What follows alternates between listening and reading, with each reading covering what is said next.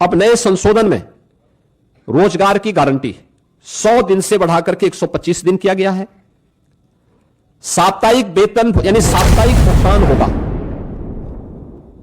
ऐसा नहीं कि महीनों और वर्षों लग रहे हैं। अब हर सप्ताह लेबर ने काम किया तो साप्ताहिक उसे भुगतान होगा, और देरी होगी तो इसका मुआवजा भी देना होगा, यानी उसके लिए अतिरिक्त उसको ब्याज देना होगा। समय पर काम नहीं मिलने पर बेरोजगारी भत्ता अब कानूनी अधिकार हो गया है। यानी अगर कोई व्यक्ति कहता साहब मुझे काम चाहिए और काम नहीं दे रही है ग्राम पंचायत, तो उसके बदले में उसको भत्ता की गारंटी होगी।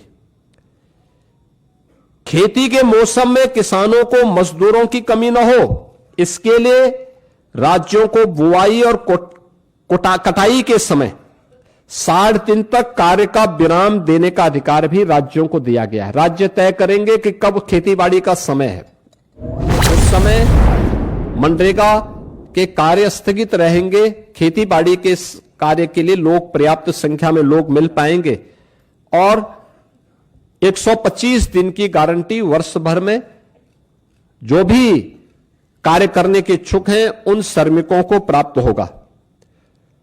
किसान और मजदूर दोनों के हित इसके माध्यम से सुरक्षित रखने की गारंटी दी गई है। खोदने और भरने वाली कामों पर विराम होने से स्वाभाविक रूप से जिनके हित प्रभावित हो रहे हैं वो चिल्ला रहे हैं, क्योंकि गड्ढा खोदते थे फिर उसको पाटते थे। ये प्रक्रिया अब उनके हित प्रभावित हो रहे हैं तो स्वाभाविक रूप से उनका चिल्लाहट होना स्वाभाविक रहे। अब इसमें 4 श्रेणियां दी गई हैं जिसका निर्धारण ग्राम पंचायत स्वयं तय करेगी। एक, मनरेगा का उपयोग जो पहले होता था वह कोई अस्थाई पर संपत्ति आप नहीं बना सकते थे, लेकिन अब विकसित भारत जी राम जी के माध्यम से हम अस्थाई संपत्ति का निर्माण कर सकते हैं, और उसके लिए 4 प्रकार के प्रायोरिटीज तय की गई, प्राथमिकताएं जो तय की गई, श्रेणियां। एक, जल संरक्षण के लिए आप देख रहे होंगे ग्रामीण क्षेत्र में या शहरी क्षेत्र में अक्सर आप देखते हैं ग्रामीण क्षेत्र में बहुत सारे ब्लॉक को हमें वहां पर डार्क जोन के रूप में घोषित करना होता है। पानी की मात्रा बहुत नीचे जा चुकी होती है, कोई वहां पे अस्थायी व्यवस्था नहीं बन पाती है। आप इस योजना के माध्यम से जो मनरेगा में व्यवस्था नहीं थी, विकसित भारत जी राम जी के माध्यम से गारंटी दी गई है कि वह इसके माध्यम से जल संरक्षण की अस्थायी व्यवस्था क्रिएट कर सकते हैं, यानी रेन वाटर हार्वेस्टिंग की व्यवस्था, चेक डैम की व्यवस्था और उससे जुड़ी हुई अन्य सुविधाओं की को वहां पे गांव में वो क्रिएट कर सकता है।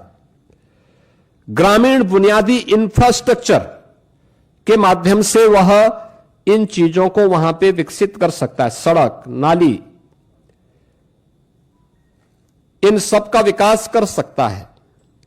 आजीविका संबंधी इंफ्रास्ट्रक्चर को भी इसके माध्यम से क्रिएट कर सकता है, खेल का मैदान बना सकता है, ओपन जिम का निर्माण कर सकता है।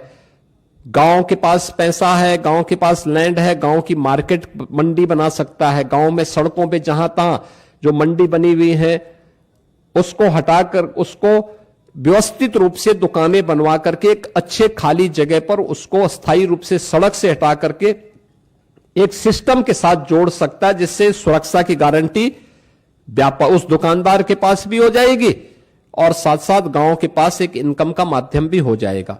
इस प्रकार की उसको भी किया जा सकता है।